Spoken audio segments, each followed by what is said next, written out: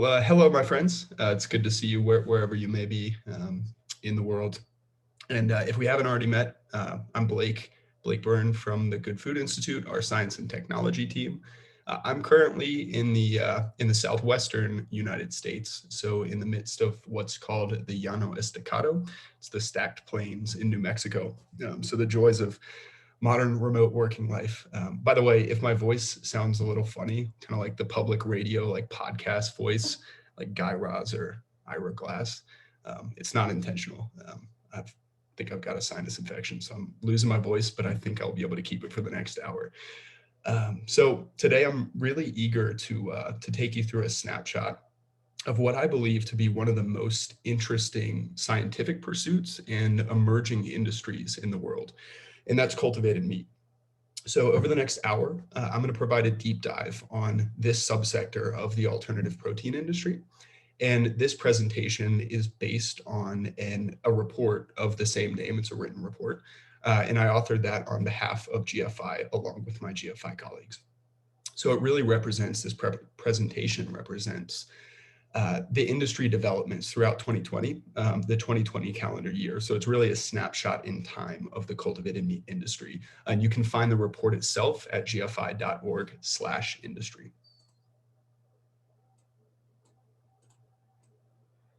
Alrighty. So brief agenda as we get started. First, I'll introduce you to the Good Food Institute and the work that we do in alternative proteins. Then we will spend the majority of the time talking about the actual state of the industry of cultivated meat in 2020. And then we will move on for the last 5 to 10 minutes of the presentation to the Q&A session. And that will include really some heavy hitters from GFI's end. So that will include Claire Baumkamp and Elliot Swartz, our two GFI senior scientists who focus on cultivated meat, as well as our director of SciTech, Liz Specht. So really excited for the Q&A portion as well. You are welcome to add your questions into the Q&A portion of the Zoom. And then if you have any additional questions, please feel free to throw those in the chat too. So the Good Food Institute, as many of you all will know, is an entirely donor-funded nonprofit. Now, we exist to create a world where alternative proteins are no longer alternative. GFI is reimagining proteins. Now, we work to really develop a roadmap for a sustainable, secure, and just protein supply. And we work along those confines on 3 key areas. The first is our science and technology team. Our science and technology team works to advance foundational open access research in alt proteins, to boost the technical talent pipeline in universities, as well as to actually fund research through our competitive grant program.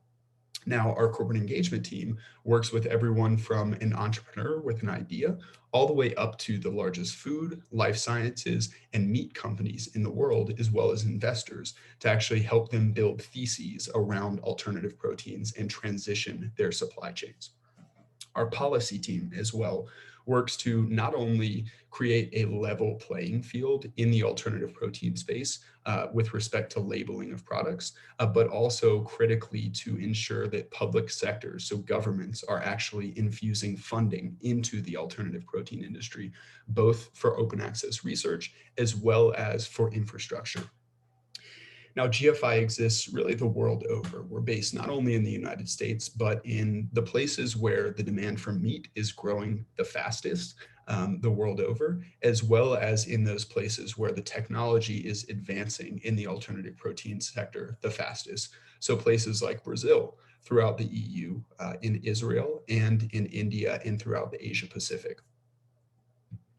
Now, I want to start us off with a concept that GFI thinks a lot about in all of our work, and it's the concept of total meat. Now, this is the total annual global output of the conventional meat industry. It's 350 million metric tons. Now, for reference or context, that's the weight equivalent of us producing 1 million VW Beetles worth of meat each day. So it is a massive global system, actually one of Earth's largest systems that we produce. And it's quite actually on par with other industries like steel and oil and other industries that are producing biomass or other outputs at massive quantities. And so we would actually expect the production of meat to grow from 350 million metric tons today to about 500 million metric tons of meat by 2050. Now, the conventional meat production system, as we know, it produces a ton of meat, but it also, in the production of meat, imposes quite severe externalities on our planet. Now, our question at GFI that we're working to address is, how do we feed those 10 billion people on our planet by 2050, but do so how do we do so absent the externalities that our current conventional meat production system is imposing on the world? So in other words, how do we feed the world with a sustainable protein supply efficiently and safely? Now, industrial animal agriculture, I won't belabor these points. Many of you all will be familiar. Industrial animal agriculture, conventional meat production, as well as egg and dairy, is responsible for almost 15%, or at least 15% of all greenhouse gas emissions. We use about 75% of the Earth's agricultural land and a large portion of the Earth's habitable surface to provide protein. Yet meat production conventional animal agriculture only provides about a third of the global protein supply, despite the fact that we're using all of those resources. And in addition, it's the #1 user of medically important antibiotics. So at GFI, our approach, our solution isn't necessarily to tell people to stop eating conventionally produced meat, eggs, and dairy. Our solution is to accelerate alternatives to conventional animal products, to accelerate alternative proteins. So what GFI is quite hell-bent on doing is creating meat, eggs, and dairy more sustainably and efficiently by making them from plants, from microbes via fermentation, and from animal cells via cultivated meat. So instead of, as I mentioned, asking consumers to give up the foods that they love, we are interested in accelerating alternative proteins, and alternative proteins that are delicious, that are affordable, and that are accessible. And our theory of change is really quite compact and it's quite elegant, right? So it's to make things that people want, right? No sanctimony. We're just interested in producing ridiculously craveable, affordable, and accessible foods that are better for individual consumers, that consumers will gravitate towards, but also happen to be better for the planet as a whole. So our solution, as I've alluded to, is biomimicking meat, eggs, and dairy from plants, from microbes, and animal cells. And these products, as you can see on the screen, plant-based products, fermentation-powered products, and cultivated products, they look, taste, and smell like the conventional products, in our case, meat, but also eggs and dairy. Now, I want to transition us to kind of the topic du jour, which, of course, is cultivated meat. And cultivated meat, as you'll see on the screen, is genuine animal meat. And it's animal meat that can replicate the sensory and nutritional profile of conventionally produced meat, precisely because it is comprised of the same cell types, arranged in the same three-dimensional structure as animal muscle tissue. And it's important to note that, cultivated meat or cell-based or cell-cultured meat is not an imitation. It's not synthetic meat. It's actually genuine animal meat grown outside of the animal. And at scale, it isn't actually produced in a lab. So calling it lab grown isn't really accurate, as it'll be produced in what we call cultivators, similar to beer in a brewery at scale. Now, we finished with our introduction to GFI, alternative proteins, and kind of the 101 of cultivated meat. Now, over the next half hour, I'm going to walk us through a snapshot of the cultivated meat industry in the year 2020 through the lens of 4 sections: the commercial landscape, investments, science and technology, governments, and regulation. Now, as we look at this slide, it's really quite remarkable to me to see all of these major milestones mapped out from a single calendar year, 2020, in this one industry. And it is by no means, this kind of list that we have on the slide, an exhaustive list of the incredible things that happened in the industry last year.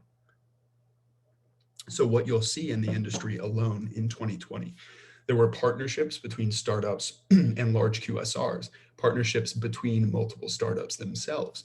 You saw the first restaurant concepts being rolled out, as well as acquisition activity, and of course, the first commercial sale and regulatory approval of cultivated meat. You saw Series B fundraising. We saw governments, both in the US and the EU and Japan, infusing funding into startups for these for the R&D of cultivated meat. And we also saw major papers being published in cultivated meat, including one from our GFI colleague in Israel on soy protein scaffolding for cell-based meat, as well as many others, including a paper from Andrew Stout that's looking at nutritionally enhanced cultivated meat. So really interesting frontiers scientifically as well. And just comparing this slide to say the major milestones of the industry in 2016 or 2018, it's really extraordinary the pace of development in this industry. I'm going to move us on now to the commercial landscape.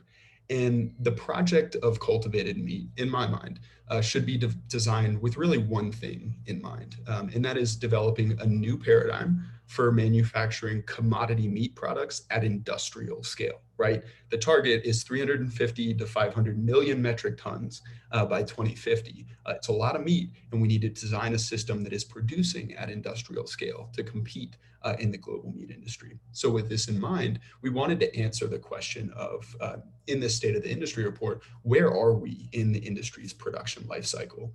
And the result of that brainstorm is this graphic here, which you'll see. And it basically tells us that the industry, if we're applying concepts that really come from the industrial biotechnology sector, thinking about the scale up of industrial biotechnologies, of which, of course, cultivated meat is one of them, we see that the industry really sits, at least the leading edge of the industry, sits at the pilot scale of production.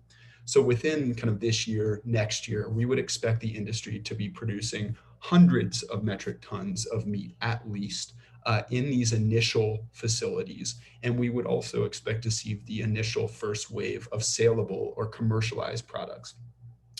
In the coming years, what we will see is companies are building manufacturing facilities that really sit kind of in the demonstration scale and eventually industrial scale.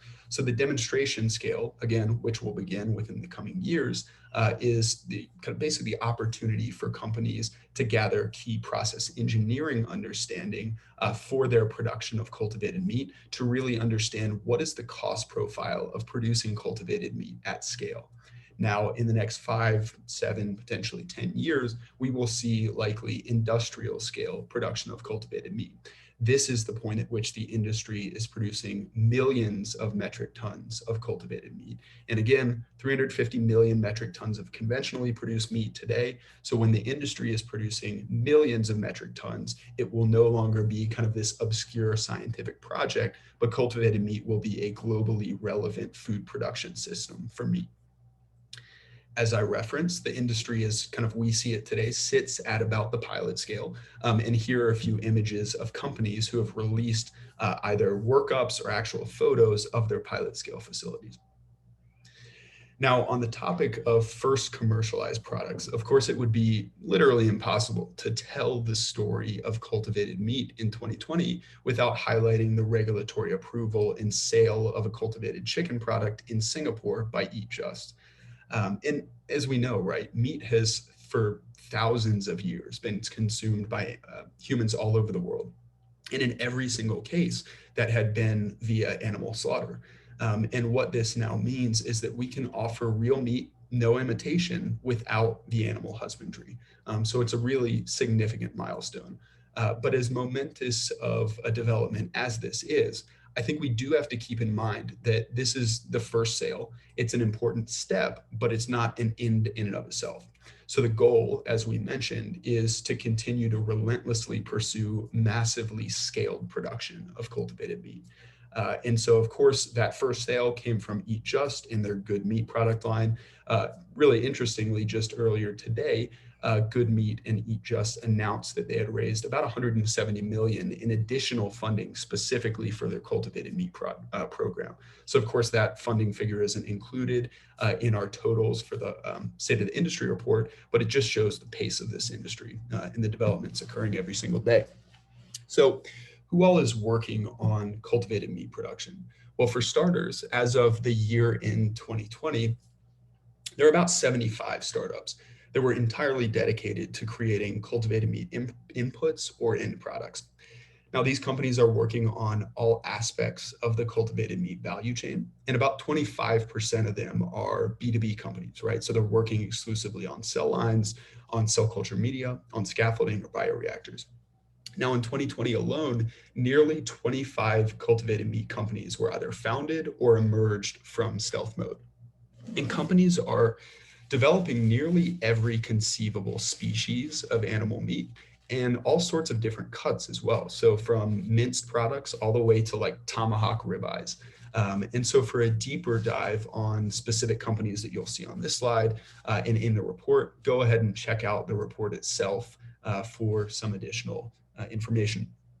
Now, an interesting element of this industry, which in my opinion is vastly underreported, is the extent to which large incumbent companies, so life sciences, food and meat companies, engineering and construction companies, are playing in the commercialization of cultivated meat. So I wanted to develop this graphic to really illustrate the extent to which these large companies are actually already supplying the cultivated meat industry. So as of year in 2020, about 40 companies, again, these are aside from the startups that are in this space, these are large kind of industrial companies that are already operating in other industries, have announced business lines in cultivated meat. You can see companies, everyone from Tupac Bio, who is working on kind of sequencing of cell lines. And they typically work in the life sciences sector, but now they're kind of focusing to some extent on cultivated meat to cell culture media. Of course, you have the large suppliers to the life sciences industry like Thermo, Merck as well, who are getting involved. Scaffolding companies that have traditionally been involved in regenerative medicine, applying their focus to cultivated meat, and then bioprocess design. Again, so you have companies, everyone from Black and Veatch, large construction engineering firms, to Join Biologics, a contract manufacturer in the pharmaceutical industry, who realizes they can apply their mammalian cell culture expertise into cultivated meat. Already in 2021 as well, we have large conglomerates like Mitsubishi, JBS. They've announced their involvement in cultivated meat. So partnership is going to be really a cornerstone of scaling the production and distribution too of cultivated meat products. So in this regard, 2020 was a really encouraging year. So this slide, it illustrates just a few of the exciting partnerships during the calendar year of 2020. And again, take a look in our report and we detail these partnerships at great length. So animal cell culture today in food, it's primarily applied to meat, right? We are talking about the cultivated meat state of the industry report. But we can't forget that similar processes can be used to produce things like milk, gelatin, eggs, and other components or end products, right? So using animal cell culture to create products that haven't traditionally been produced in that manner. Now, if these technologies prove scalable and economically favorable, they could really significantly disrupt the market for the conventional products in their respective categories, right? So in the dairy subsegment that we see here, already the two biomilks, as well as Turtle Tree Labs combined, they raised about $13 million in financing last year alone. And we're seeing interesting acceleration in companies that are focusing on gelatin. So a company called Gelitech, as well as the egg segment, Magic Caviar, and then Furoid, who's working, as you might have gathered, on fur, using cultivated or animal cell culture methodologies. So on GFI's end, we are going to continue to evaluate the development of these subsectors, and we'll consider kind of including them more substantively in State of the Industry reports to come. Now, before we move on to the investment section, I do want to plant a flag on nomenclature. So since the beginning, companies in the media have used really a wide range of terms to refer to meat from animal cell culture. Now, GFI wanted to see for the State of the Industry report what terms startups are actually using to refer to these products. And GFI, of course, today calls them cultivated meat, but we also recognize that there are a variety of terms that the industry uses. Big shout out to Mary Allen on our team, on GFI's team, for assisting with this deep dive. Now, the data here suggests that nomenclature usage amongst the startups seems to be coalescing around a few terms that we think quite accurately represent and reflect products derived from animal cell culture. So you'll see about 40% of companies, startups in this industry today are calling it cultivated. About 1 in 4 are using the term cultured. And then another about quarter are either using cell-based or cell-cultured. The terminology cell-cultured seems to be gaining a bit of steam recently with some favorable regulatory perspectives around cell-cultured, as well as there are a few other terms that I referenced earlier in the report, which we think less accurately reflect the kind of process of cell culturing meat. So investments. I want to transition now to this section. And if you want to go deep on kind of our methodology for compiling the actual investment statistics that I'm about to show, we did so in PitchBook. Check out the report itself. We provide deep dives on kind of our methods behind that. So across the 3 production platforms, plant-based, fermentation, and cultivated. Now, the industry collectively raised north of $3 billion in invested capital during the calendar year 2020. And I want to pause for a second and just digest how consequential that is. Investors poured nearly 10 times the capital into alternative proteins in 2020 versus 2015, and just obviously just 5 years prior. And nearly 100 times what was invested just a decade ago into alternative proteins. We shouldn't forget, though, that annual investment in all proteins still pales in comparison to that of other fast-growing industries, things like renewable energy, autonomous vehicles. So there is a lot of work we can continue to do to infuse funding into this industry, accelerate the timelines for commercialization and broad product adoption. Now, cultivated meat in particular. 2020, the industry raised about $366 million in invested capital. The largest investment round, as many of you all will know, came from Memphis Meats. They recently rebranded to Upside Foods, about $186 million. That was Series B. 94 new unique investors in 2020, and there were about 49 deals in the cultivated meat industry in 2020. Now, this past year, as I referenced, saw invested capital increase nearly 6x from the level of investment in 2019. And again, we will expect to see this industry increasing quite significantly in the invested capital going forward in the coming years. But just for reference, right? So it typically costs the pharmaceutical industry about $1 billion to commercialize a new medicine, right? Going from the lab, from the bench to bedside. So the investment needed to get cultivated meat on the plates of millions or billions of diners, right? To compete materially in the global meat industry, in the $2 trillion global meat industry, we will need tens or potentially hundreds of billions of dollars invested in this industry. So this is a starting point. 2020 was an excellent starting point. We will expect to see this rate of change continuing to increase. Now, this slide is just showing a set of the key funding rounds that took place in 2020. And again, take a look in the report if you'd like to dive deeper on any of these specific funding events. I do want to spotlight that over the past years, a variety of companies in the cultivated meat space have really carved out their conviction in cultivated seafood. And the investment numbers really are starting to reflect that. So in 2020, the annual investment in cultivated seafood doubled from the prior year. And companies are now cultivating meat from all sorts of sea creatures. So pelagic fish like mahi-mahi to river species like trout, and all manner of crustaceans as well. I think this is a really exciting subsector to keep a close eye on in this industry. And especially as the world kind of increasingly recognizes the unsuitability and unsustainability of conventional fishing practices. Now, investment in cultivated meat has really been fueled, certainly early on, by a cohort of quite visionary investors who are, again, early on realized the vast potential of this technology to fundamentally and potentially permanently upgrade the way that humanity eats. So this slide shows investment firms that made 2 or more publicly disclosed investments in a cultivated meat company. And if you are familiar with the cultivated meat industry, many of the companies that are on this slide, many of the investment firms, we would refer to as kind of the usual suspects, people who have had convictions in this industry and have been very instrumental in ensuring that capital is available to these companies early on. Now, as the industry moves through its scaling steps and emerges again from kind of scientific oddity a decade ago to becoming really a potentially globally relevant food production system, I think what we'll start to see, and we are starting to see, that institutional investors, some of the largest investment funds in the world, are now eager to participate in cultivated meat financing rounds. And as I mentioned, actually just today, so Good Meat, Eat Just, they had participation from UBS's hedge fund. And to my knowledge, this is the first participation of a true institutional investor in a cultivated meat investment round. Really, really exciting stuff. So the high technology risk, as well as just the scarcity of early cash flows for cultivated meat companies.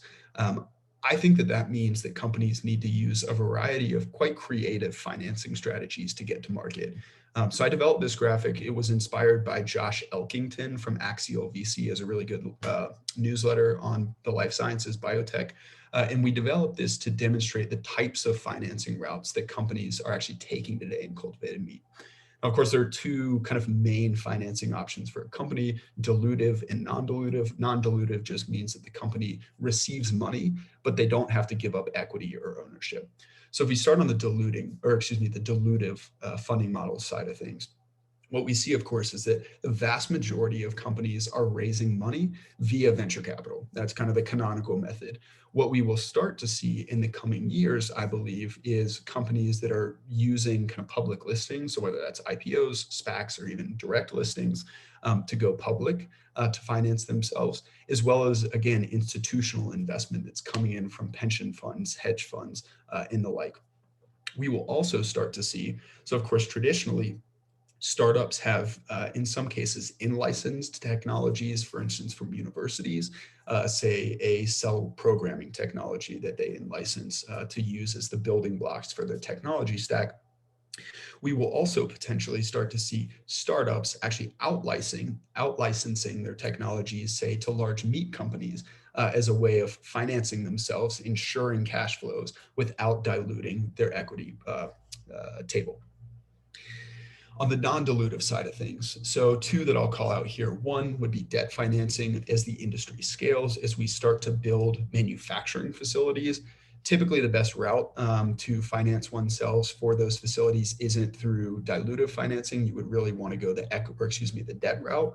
So we would expect to see large banks playing a role in that debt financing as companies are moving from demonstration into industrial scale production. And then also, we expect to see much more in the way of public sector investment in the cultivated meat industry. Now, on the topic of public sector funding, 2020 really brought what I see as the first encouraging signs that the public sector is starting to recognize the importance of cultivated meat research. So the NSF awarded a grant to UC Davis. It was the US government's first and largest investment in cultivated meat research. And similar grants were awarded to startups in the EU and Japan. Now, these small public investments, I think they're a good start. But we do firmly believe that the public sector should be viewing cultivated meat really on par with electric vehicles, say, when it comes to climate solutions, microchips in terms of international technology development and competition. And for deep dives on the case for public sector financing in all proteins, I would highly recommend, again, going into the State of the Industry report. And you can find, we link out to two recent reports from leaders at Bill Gates's firm, Breakthrough Energy Ventures, and the Breakthrough Institute, who are both now explicitly calling for public sector financing of cultivated meat. I'll move us on now to the science and technology section. And success, as I've alluded to, in the cultivated meat industry requires nothing short of developing economically viable production systems at scale.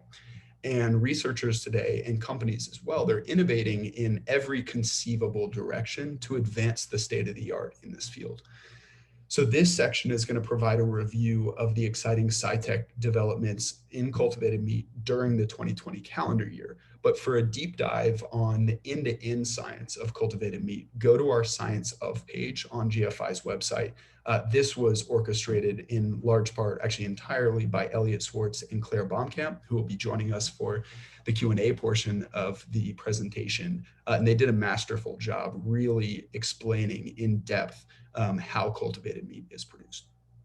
Now, cultivated meat research, it's taking place in hundreds of companies and academic labs around the world.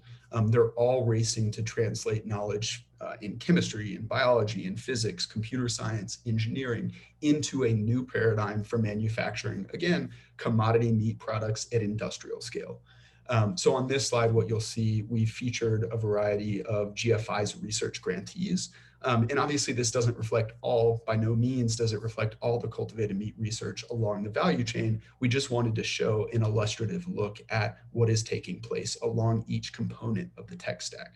So you have Dr. Barner, who's working on fibroblast reprogramming technologies, which again, it's an interesting area of research in the regenerative medicine space. It is also an interesting area of research in cultivated meat. Cell culture media, Dr. Conan's working on macromolecular crowding. Scaffolding, Dr. Suzuki at Wisconsin, he's working on concepts in order to enable seeding of cells onto various plant-based scaffolds for cultivated meat.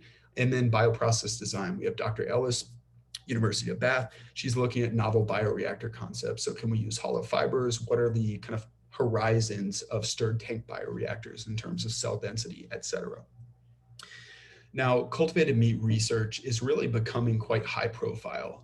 There have been publications that have been recently featured in journals like Nature Food, and the opportunity to publish papers in these influential journals, right? It's a big incentive for scientists to actually join the field of cultivated meat, right? So when we're publishing in these high profile, highly cited journals, it's a testimony to the scientific community that cultivated meat is a valuable research topic. And it really does create a virtuous cycle of bringing in new technical talent into this industry, as well as, of course, just allowing for open access research that the entire industry can build upon. Now, it's no secret that today, at the current scale at which it's produced, cultivated meat is still more expensive than conventional meat, right? But research and results from recent open access techno-economic assessments, you can find the links to those in our State of the Industry report, offer a set of kind of quite recurring thematic recommendations for how we might reduce production costs. Few key themes here. One, metabolic and cell line engineering, right? So we need to make cells more tolerant to their waste products, inhibit catabolites, things like CO2 as well, and overall increase cell density potential in the bioreactors themselves. We also need to reduce cell culture media costs. One interesting way of doing so is potentially sourcing amino acids that are a component of the cell culture media, but sourcing them from cheap plant hydrolysates. Now, this supply chain actually doesn't even yet exist and will definitely need to as we are scaling up this industry. So a really interesting area for the industry to hone in on.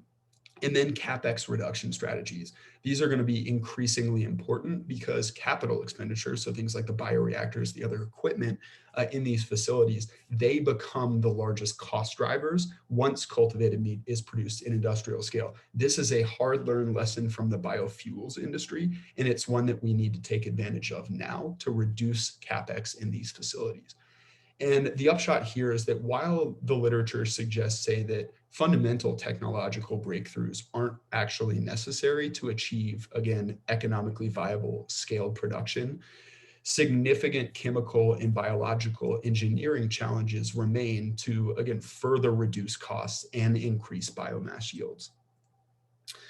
Now, the opportunity to, as Bruce Friedrich, our executive director, puts it, electrify meat, it means that cultivated meat can actually provide quite dramatic environmental benefits as compared with conventional meat production. So a recent life cycle assessment, it was performed by CE Delft on behalf of GFI, demonstrated that cultivated meat, if produced using conventional energy sources, it yields significant land, water, and greenhouse gas benefits as compared with conventional beef production. However, once facilities are entirely electrified, once we're using sustainable energy sources for cultivated meat facilities, they will offer significantly lower greenhouse gas emissions, of course, in addition to lower land and water use than conventional pork and chicken. So the horizon for cultivated meat vastly outstrips that of conventional meat production in terms of reducing emissions and our overall global footprint. Now, I referenced it earlier in the investment section, but I think it warrants our sinking our teeth in a bit more around the topic of research centers. So in September of 2020, the National Science Foundation granted $3.5 million to support cultivated meat research at UC Davis. This is the largest infusion of public financing into cellular agriculture, and it really is, again, a signal of the field's scientific and intellectual merits. Now, this research center concept, it is the first publicly financed research center in cultivated meat. We certainly don't believe it will be the last. And these research centers can really serve as superchargers to the cultivated meat industry in the same way that similar research centers have boosted the animal agriculture industry, renewable energies, microchips, the space industry. So we really do think that this research center concept is here to stay, and the public sector needs to play a big role in enabling that. Finally, before we move on to governments and regulation, throughout the year 2020, GFI, as well as other organizations, developed really important and useful tools for the industry, again, to advance the field of cultivated meat. So what you'll see, and you'll be able to find most of these on GFI's site, are things like our curriculum repository. If you're interested in understanding where courses are being taught for cellular agriculture, you can check out that resource. If you're interested in learning which researchers at which universities are conducting what kinds of research into cultivated meat, check out our research labs database as well as our collaborative research directory. The Cultivated Meat Modeling Consortium developed a really interesting bioreactor model on their website, which you can check out again at the Cultivated Meat Modeling Consortium website. As well as GFI, our two senior scientists developed a research tools directory and Pisces and Atlas that are actual technical resources for researchers in the industry. So again, check out the websites. And I think that you'll find these tools, again, entirely open access, will really serve to boost this industry, serving as force multipliers. Now, finally, with respect to governments and regulation. So global leadership in the regulation of cultivated meat, it's first going to come from companies, as we might expect, that are committed to the growth of the sector. And it's really going to be imperative, too, that companies and governments are actually working in concert to develop effective regulatory regimes. Now, over the next 5 slides, I'm going to provide a profile kind of the regulatory progress in 5 key countries and regions that really announced material updates in the year 2020. It will come as no surprise to you all. The first country that we're highlighting is Singapore. So in November 2020, the Singapore Food Agency became the first national regulator to greenlight the sale of a cultivated meat product. This was the approval of Eat Just and their Good Meat cultivated chicken product. And it was the culmination of a regulatory process developed over really 2 years. This review was informed by a panel of outside experts, and they assessed the composition of the product, the manufacturing process, the integrity of the cell lines, and the potential for pathogenic contamination. And importantly, this milestone, it's not a blanket approval yet of cultivated meat products. It's specific to Eat Just Good Chicken product and their manufacturing process. So if you're a company out there, you're hoping to sell cultivated meat in Singapore, you must still submit regulatory filings for your specific formulation. The SFA hasn't indicated either whether this recent approval is going to form the basis for kind of a more encompassing framework around cultivated meat regulation, but we would expect to see further guidance in this calendar year. Now in the EU, the European Food Safety Authority, EFSA, the key regulatory body governing the development and sale of foods in the EU. Now, cultivated meat, when it's produced without genetic modification, it's regulated under the Novel Foods Regulation of the EU. And companies must apply to the European Commission for pre-market authorization of their products. So the upshot here is that once a company secures approval for their product, That approval applies across all 27 member states. But of course, there has been no approval as of yet for cultivated meat in the EU. Now, in Israel, in December 2020, again, one of the most exciting, I believe, developments of the cultivated meat industry in 2020, the Israeli Prime Minister, Benjamin Netanyahu, actually became the first head of government to sample a cultivated meat product. This was in an event initiated by GFI Israel and hosted by Israel's Aleph Farms. Now, in 2020 as well, the country's National Food Control Service, the FCS, the nation's agency responsible for food regulation and standards, dedicated a team of experts to evaluate the safety assessments that are required for cultivated meat regulatory frameworks.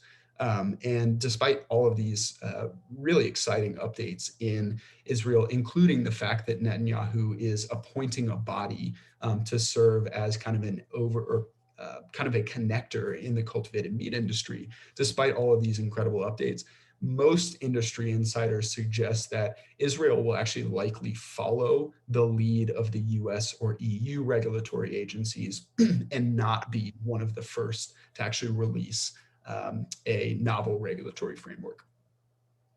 Now, in Japan, so no comprehensive regulatory framework yet exists in Japan either for cultivated meat. However, the Ministry of Agriculture, Forestry, and Fisheries, they took important steps in 2020 to really advance the potential for a future regulatory framework. So the MAFF, they established a food tech study group to work on diversifying protein sources, specifically called out cultivated meat. They also designated, via the Center for Rulemaking Strategies, a nonpartisan organization, an official private-public partnership that's actually working on cellular agriculture. And then finally, in the United States. So in the United States, what we know as of today is there was an agreement announced between the USDA and the FDA for joint oversight of cultivated meat. And what we see here is that the FDA will oversee all of the processes right up through the moment of biomass harvest for both products of terrestrial and piscine or fish origin. The FDA will also, and this is really through a regulatory quirk that's existed for many decades, they will also maintain jurisdiction over most seafood products through the processing and labeling phases. Now, the USDA will actually regulate further processing and labeling for terrestrial meats, of course, as they do in the same way for conventional beef and pork and chicken. They also plan to develop regulatory requirements for the labeling of terrestrial meats. So we would expect to see additional guidance potentially on that in the coming year. Now, in the interest of time, I want to wrap us up here and move on to the Q&A section. But as we near the end of the presentation, I just want to round us out with a few take-homes. So the first is what's called oftentimes Gates' Law or Amaras Law. It was originally coined by Roy Amara. He's a futurist. And it goes something like most people overestimate what we can achieve in a year, but underestimate what we can achieve in 10 years. And I think that this is deeply relevant to cultivated meat. So if you think about this industry in 2015, basically there was no industry 5 to 6 years ago. And now we're at a state in time where there are 75 dedicated startups in this industry. Companies are raising hundreds of millions of dollars. And we are seeing, people are starting to gravitate towards this industry as a true career path and as a scalable solution to many of the world's problems. So I firmly believe that in a decade from now, this industry really could be globally relevant in the industrial meat industry. The second piece here is that I think we do have to be pretty hell-bent on boosting the technical talent pipeline for cultivated meat. So we need to ensure that this industry actually is seen as quite prestigious in the same way, of course, that certain companies, right, like SpaceX or Tesla or even Google are viewed amongst graduates, both from undergrad and professional degrees, right? We need to get the world's brightest cell biologists, chemical and process engineers, food scientists, and commercial strategists to be working on the problems and opportunities in cultivated meat and have them working on them today and not 10 years from now.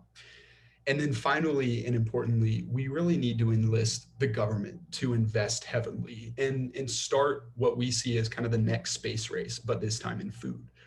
So I believe quite firmly that the fundamentals of this industry are sound, and eventually cultivated meat will be seen as the more efficient food production solution than conventional meat production. But the governments can play a massive role in accelerating the timelines and the environmental benefits of cultivated meat over conventional meat production. And that needs to take place now in terms of investment in open access R&D, as well as the infrastructure actually to supply cultivated meat at massive scale. Now, if I had to sum it up in a sentence or two, the state of the industry in cultivated meat, I think what I would say is that, the developments throughout 2020, they suggest that the industry is in the early stages. But while it's in the early stages, I think we're on a trajectory that will lead to price competitiveness with conventionally produced meat in the coming decades. Only then will conventional meat cultivated meat fulfill its promise of providing real, craveable meat without the external costs of conventional meat. So with that, thank you all for your time, and we will move on to the Q&A section. If you have any questions, feel free to reach out directly to corporateengagement@gfi.org. And then as well, we include a link to a feedback form in the State of the Industry report in case you would like to add specifics to the report for next year's edition. So thanks again. Awesome. Thank you, Blake, for that presentation. So excited to welcome our panelists for the Q&A. We have Drs. Claire Baumkamp, Liz Specht, and Elliot Swartz here to join us for the Q&A. So we'll kick it off with the first question. I love this question. What would be your recommendation for people looking to upskill and start working in the cultivated meat industry?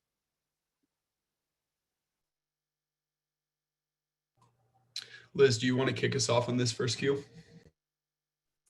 Sure. So I think there are a lot of different points of entry to the industry right now. What we're seeing increasingly, as Blake kind of spoke to, was a need for companies that are supplying real B2B solutions or are serving as enablers for the industry as a whole. So that's sort of, the area that, at least from my technology-based vantage point, excites me the most, is folks looking for those white spaces that are upstream in the value chain and really solve solutions that all of the companies will face as they move from bench to pilot and pilot to demo and demo to commercialization around things like cell culture media or scaffolding production or bioprocess design. I think there's a huge need for some really innovative thinking in what these actual bioprocesses will look like as they go to scale. And especially for more sophisticated types of products that will really kind of target whole cut meat products as opposed to just cells as sort of flavoring ingredients or minced meat or ground meat products. So in terms of kind of very broad strokes, what are the white spaces that excite me the most and where I think there will be the greatest need for scale up amenable solutions? Those are kind of the categories that I try to point folks towards, but happy to hear from others on our panel here if there are more specific kind of foot in the door starting points or resources you recommend. Yeah, I would just add to that. I think it depends a lot on sort of where your interests lie. There's not sort of one set of needs that the industry has. We need people in science. We need people on more of the business side of things. And then even within science, are you more inclined to the industry science sort of roles or to academia? And so what I would recommend is just checking out GFI's jobs page. I'll pop the link to that in the chat, and just sort of see what sorts of opportunities excite you. And then if there are things where you're sort of lacking a particular skill set, then maybe that's the skill set that you need to develop to get to where you need to be.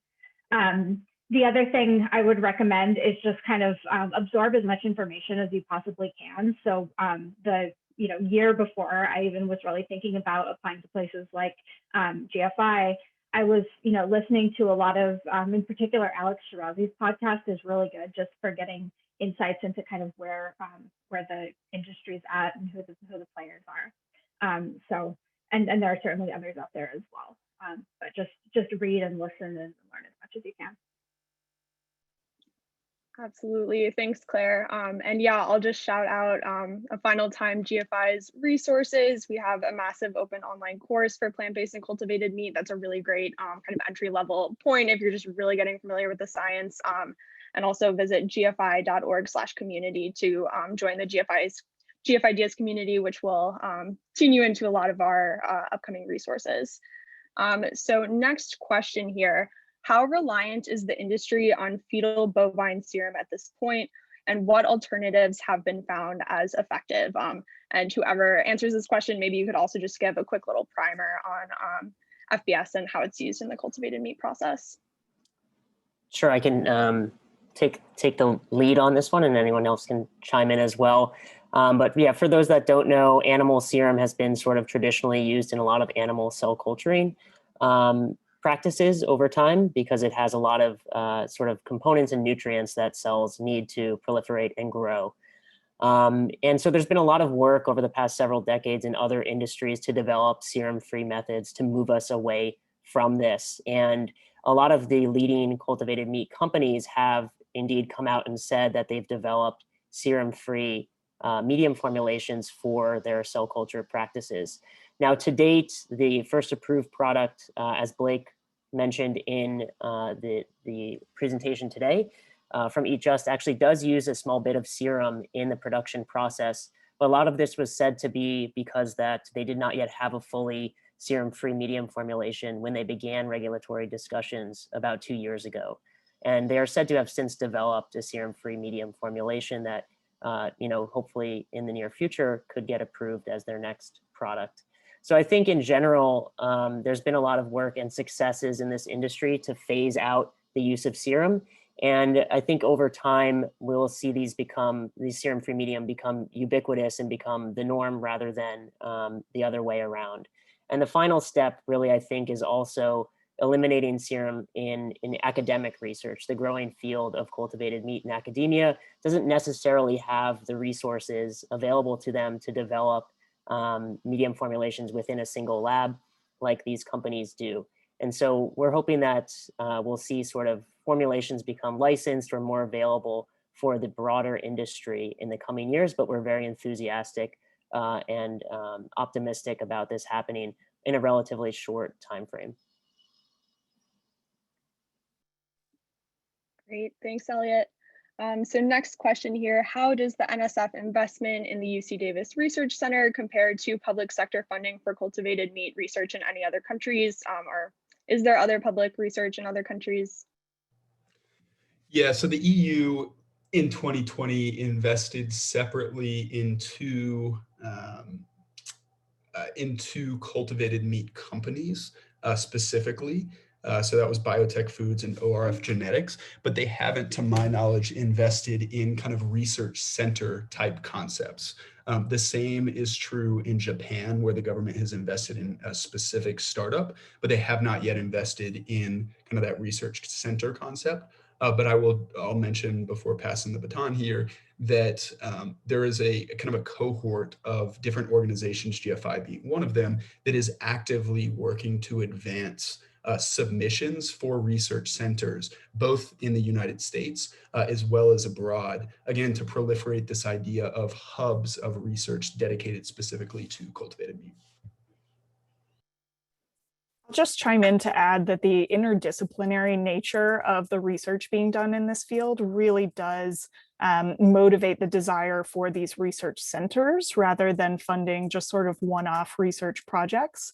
A lot of the real room for innovation is happening at the interfaces of research disciplines that may or may not interact on other research projects going on in their labs. So we're really enthusiastic about increased momentum for these broader research institutes or research centers that are pulling researchers from multiple disciplines under one roof.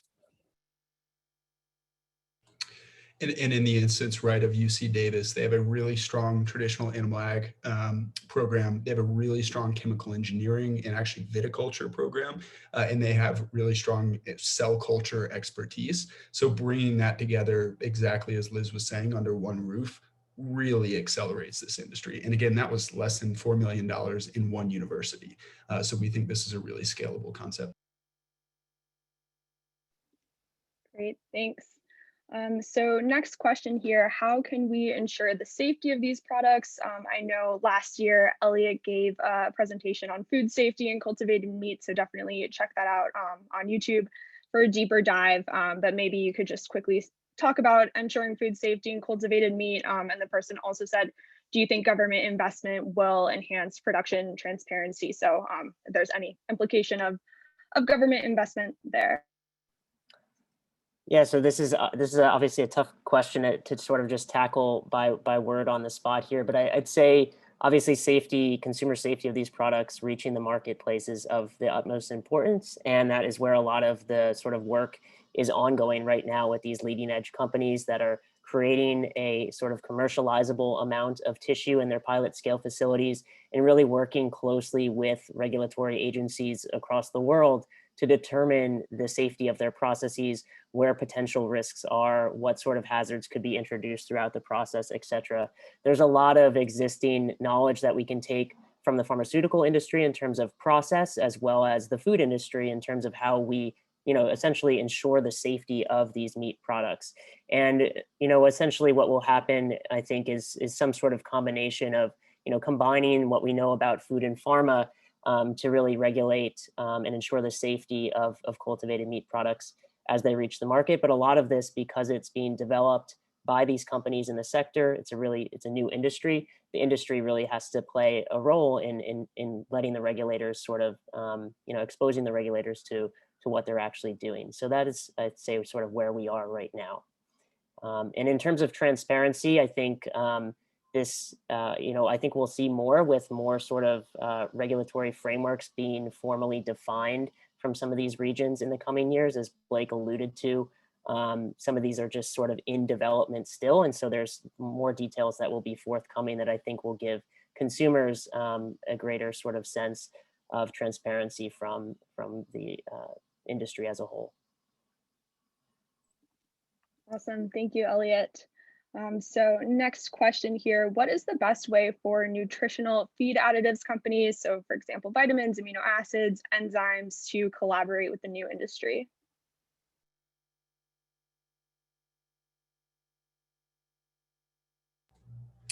So yeah, as I briefly referenced, I mean, again, we haven't yet, I think, unlocked what the supply chain is going to look like for cell culture media in the inputs at a large scale. And it's absolutely essential, right? Of course, the feedstocks that are used for biofuels or other industrial biotechnologies are a main cost driver of those bioproducts, and that will remain quite true for cultivated meat. And there are opportunities. I mean, of course, you've seen kind of the case studies, which we called out. So companies like Blue Nalu, Mosa Meats, maybe a few others, have explicitly partnered with feed providers like Nutreco to focus on like, what are the specific amino acids that we need for the cell culture media? What is the purity of these products? And how far away are their current feed solutions from those that could potentially supply cultivated meat? So there are a few case studies, but I think folks on the panel may have some additional ideas as well. Yeah, I think what we've seen so far, as Blake referenced, is these feed additives and ingredients companies partnering directly with the end product manufacturers. But there's certainly room for kind of intermediate value chain partnerships for direct collaborations with companies that are gearing up to supply the cell culture media at large scale. So there's kind of a question of how much of your formulation and the actual kind of production of large scale media volumes is being done sort of directly by the manufacturer versus being farmed out to a third party media supplier, in which case that's really the ideal partner for some of these feed ingredients and enzymes and additives companies. But absolutely, the applicability is spot on. that all of the inputs that you feed to, you know, a chicken or a cow are the same things that you feed to chicken cells and cow cells. And these companies really are built for scale and built for cost reduction. So it's a clear sort of win for a new industry for companies like that to enter into. And I'll quickly mention an anecdote. I was driving through the center of the country this week. I was driving through West Texas, and of course you see the massive granaries, and you see huge fields of soy and corn and otherwise. And of course, these large commodity players like the ABCD firms have a huge role in supplying the feed to the conventional meat industry. They can play a similarly massive role in supplying feed to the industry which we see of the future, which is cultivated meat. The other thing I'll mention here is that companies supplying those types of inputs would do well to look kind of across all of the activity happening in alternative proteins, not just at opportunities in cultivated meat. If you're a raw material agricultural ingredients processor and you're producing, say, plant-based protein for the plant-based meat industry, you'll also have side streams of that processing that might be smaller, more kind of hydrolyzed proteins or amino acids that might make good inputs for cultivated meat. You'll have some streams from that processing that will be rich in carbohydrates and starches that you may be able to leverage as inputs for cultivated meat or for microbial fermentation. So companies that I think are stepping back and taking the big picture view here of all of these technology platforms arising, in parallel, but somewhat staggered in terms of their technological maturity, can kind of look ahead to where those fruitful intersections will be for how various fractions of agricultural biomass or other biomass can be parsed out in a really high value way across all of these alternative protein platforms. Great, thank you both. Cool, so that is all the questions that we'll have time for today. So thank you so much everyone for joining. Big thank you to our panelists and to Blake for the engaging presentation. And be sure to check out the next two webinars in this series. We'll be covering fermentation and plant-based May 25th and 27th, same time. So you can go to gfi.org/events to register for those. So thank you so much everyone and have a great rest of your day.